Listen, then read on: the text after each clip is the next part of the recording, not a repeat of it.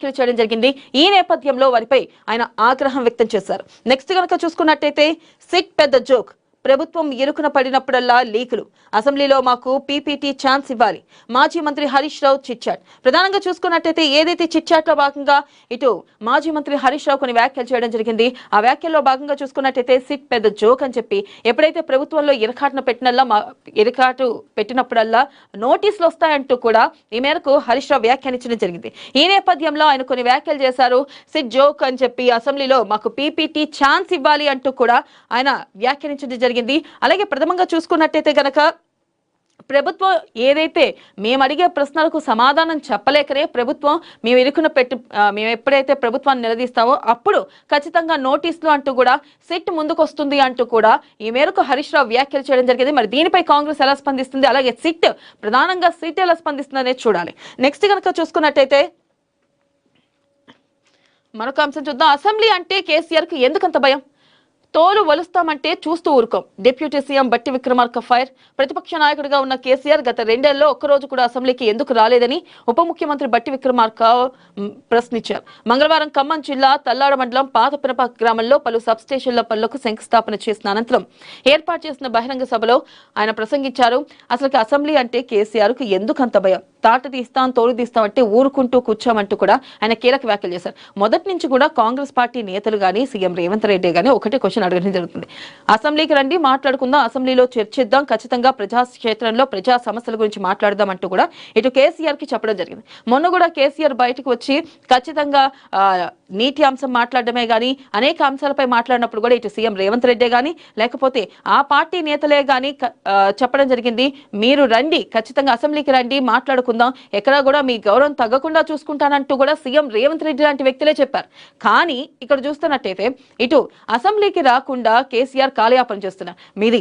మరి బీఆర్ఎస్ బయటకు వచ్చి ఇప్పుడు ప్రజాక్షేత్రంలోకి వచ్చాం, ఇక యుద్ధమే అంటూ కూడా కేసీఆర్ మాట్లాడడం జరిగింది. ఈ నేపథ్యంలో కూడా నిజంగానే ఆయన యుద్ధం చేస్తారా లేకపోతే 2 రోజుల్లో వెళ్ళిపోతారా అనే సందిగ్ధ ఇటు ప్రజల్లో కూడా ఉంది. ఇక్కడ చూసుకున్నట్టయితే ప్రధానంగా మనం చూసుకోవచ్చు మల్లుబట్టి విక్రమార్క ఆయన ప్రశ్నించడం ఒకటే, మీరు అసెంబ్లీకి రండి, మాట్లాడుకుందాం, అసలు అసెంబ్లీ అంటే ఎందుకంత భయం? మీరు తోలు తీస్తామంటే మేము ఊరుకోమంటూ కూడా ఆయన ఫైర్ అవ్వడం జరిగింది.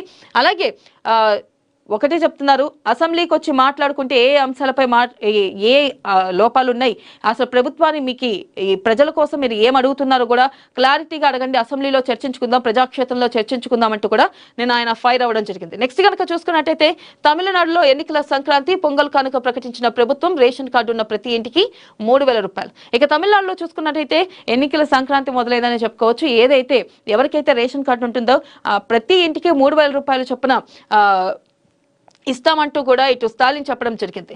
అలాగే నెక్స్ట్ కనుక చూసుకున్నట్టయితే కేరళలో 24 లక్షల మంది ఓటర్ల తొలగింపు. దేశవ్యాప్తంగా పలు రాష్ట్రాలు కేంద్రపాలిత ప్రాంతాల్లో జరుపుతున్న 2వ విడత ఎన్నికల జాబితా స్పెషల్ ఇంటెన్సివ్ రివిజన్ ప్రక్రియలో భాగంగా కేరళ, ఛత్తీస్గఢ్ ముసాయిదా ఎన్నికల జాబితాను ఎన్నికల కమిషన్ మంగళవారం నాడు ప్రచురించింది. అయితే దాదాపుగా చూసుకున్నట్టయితే కేరళలో 24 లక్షల మంది ఓటర్లు తొలగించినట్లుగా తెలుస్తుంది. దాంట్లో ప్రధానంగా చూసుకోవచ్చు అయితే ఎవరి పేర్లు అయితే సరిగ్గా ప్రచురించలేదో, అలాగే ప్రథమంగా ఎవరికైతే 2-3 కార్డులు ఉన్నాయో వారిని 24 లక్షల మంది పేర్లను ఎన్నికల జాబితా నుంచి తొలగించింది. ఇంకా 27 లక్షల మంది పేర్లను కూడా తొలగించింది. ఇటు ఛత్తీస్గఢ్ లో కూడా 27 లక్షల మందిని తొలగించింది. నెక్స్ట్ కనుక చూసుకున్నట్టయితే సిఐడి విచారణకు మంచులక్ష్మి. బెట్టింగ్ యాప్ల కేసులో విచారణ. నిషేధిత ఆన్లైన్ బెట్టింగ్ యాప్ల ప్రచారం వ్యవహారంలో సినీ నటి మంచులక్ష్మి హైదరాబాద్ లక్డీ కప్పుల్లోని సిఐడి కార్యాలయంలో విచారణకు హాజరయ్యారు.